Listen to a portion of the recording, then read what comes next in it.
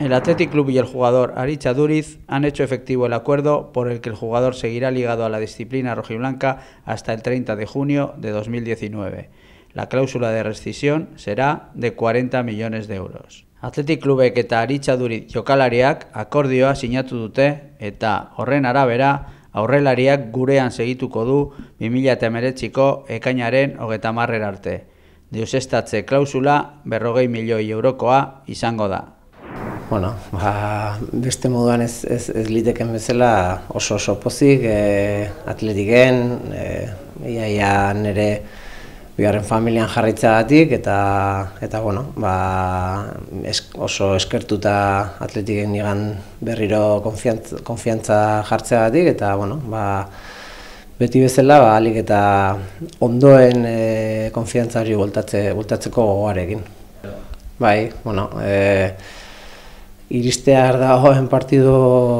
gogotxu hontan, ze azkenean ez gaude nahi bezain ondo eta bueno, gogoa genukan lehenbailen partidu hori iristeko, gauzak berriro ere hobetzeko eta bueno, hortarako aukera oso polita daukagu igandean, San Mamesen eta bueno, ia partidu borobila egiten duen eta 3 puntuak lortzen dituen. Bueno, pues como no podía ser de ninguna otra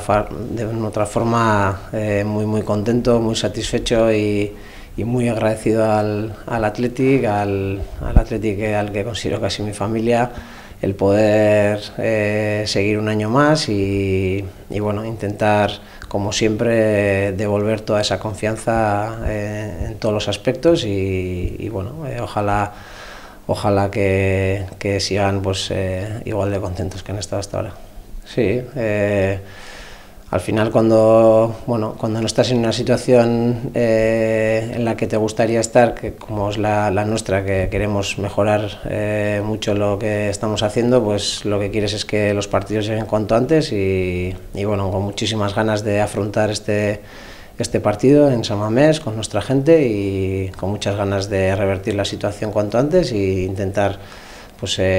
sumar de 3 en 3 y ir poco a poco hacia arriba.